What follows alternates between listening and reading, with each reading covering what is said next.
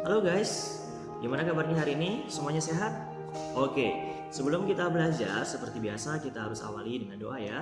Oke, saya dikasih waktu untuk kalian berdoa. Silahkan kalian pause video ini terlebih dahulu. Oke, amin. Oke, minggu lalu kita sudah belajar tentang 4 tugas gereja. Masih ingat apa 4 tugas gereja tersebut? Oke, yang pertama ada koinonia, yaitu persekutuan. Yang kedua ada marturia, yaitu bersaksi. Yang ketiga ada didaskalia, yaitu pengajaran. Dan yang keempat ada diakonia, yaitu pelayanan sosial.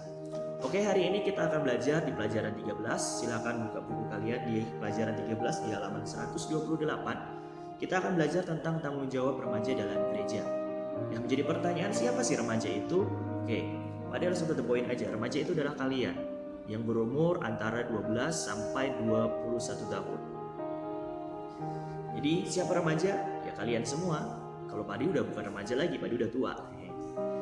Oke, kalau kalian buka di buku cetak kalian, di situ ada tugas-tugas perkembangan remaja di halaman 130 ya. Di situ ditulis ada 10 sebenarnya. Tapi Padi hari ini nggak akan bahas itu. Silakan kalian baca di halaman 130 ada 10 poin tugas-tugas yang harus dilakukan remaja. Nanti kalau kalian tidak paham, bisa tanya ke Pak Adi. Oke, yang Pak Adi mau bahas hari ini adalah ada nggak sih teladan anak remaja di Alkitab yang sudah melayani dengan baik? Oke, kalau kita lihat di 1 Samuel, di kitab 1 Samuel 3 ayat 1 sampai 21, di situ ada tokoh Samuel yang waktu itu umurnya kurang lebih masih 12 tahun. Nah, apakah Samuel waktu itu pelayan? Jawabannya iya. Pelayanan apa yang Samuel lakukan? Pelayanan sangat sederhana teman-teman. Yang pertama, dia menjaga tabut Allah, dan yang kedua, dia memelihara lampu atau menjaga lampu rumah Allah, atau menjaga lampu rumah ibadah. Zaman dulu belum ada listrik, jadi dulu penerangannya pakai lampu yang menggunakan minyak. Jadi yang dilakukan Samuel adalah menghidupkan lampu tersebut, dan kalau siang mematikannya, dan kalau minyaknya habis Samuel mengisinya kembali. Ya. Tetapi di Alkitab dicatat bahwa Samuel semakin bertumbuh, dia semakin disukai Tuhan dan semakin disukai sesama. Artinya apa teman-teman? Bahwa Samuel itu berhasil menjalani masa remajanya dengan baik. Dia tidak hanya bertumbuh secara fisiknya, dia tidak hanya bertumbuh secara imannya, tetapi dia bertumbuh secara psikologis dan sosialnya, sehingga dia disukai Tuhan dan disukai banyak orang. Nah, bagaimana dengan kita? Apakah remaja zaman now bisa seperti Samuel? Jawabannya tentu bisa, asal kita mau. Jangankan anak remaja, anak sekolah minggu atau anak SD yang umurnya di bawah 12 tahun pun bisa melayani Tuhan. Nah, kalian pasti pernah melihat di gereja ada anak-anak sekolah minggu yang nyanyi atau nari ketika Natal atau Paskah. Nah, itu termasuk bentuk pelayanan. Nah, pertanyaannya, mau nggak kita melayani Tuhan di masa remaja kita? Mau nggak kita seperti Samuel, disukai Tuhan dan disukai sesama? Nah, sebenarnya sikap pelayanan seperti apa sih yang diharapkan Tuhan? Nah, kalau kalian buka buku kalian, cetak kalian, ada di sini sikap-sikap pelayanan yang disukai Tuhan, yaitu di halaman 135. Ada 3 sikap pelayanan yang perlu ditanamkan dalam hidup kita.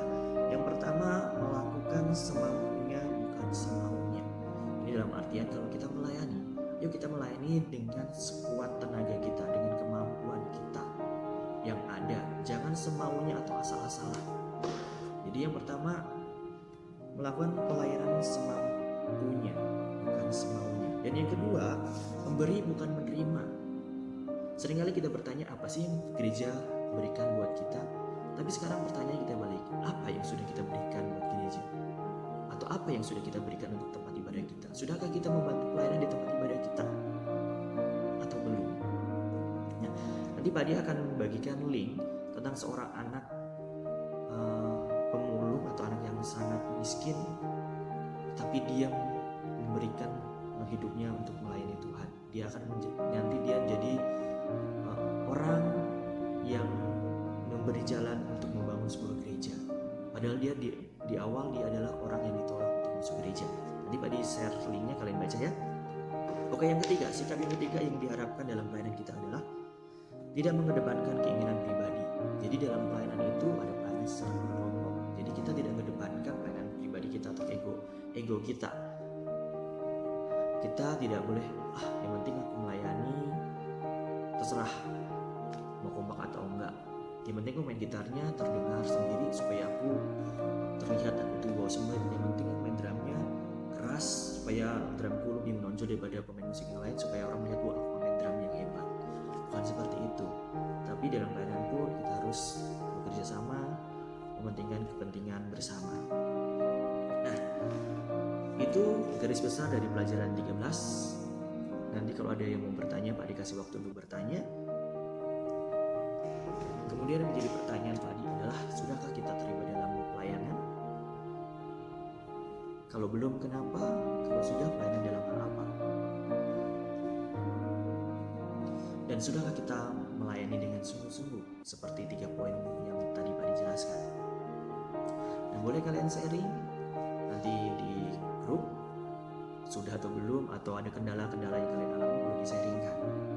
Nah, nanti kalau sudah tidak ada yang sharing atau bertanya, nanti Pak Adi akan siapkan 2 tugas yang harus kalian kerjakan. Nanti Pak Adi share tugasnya ya. Oke. Untuk berikutnya Pak Adi kasih waktu untuk kalian bertanya. Ya, silakan.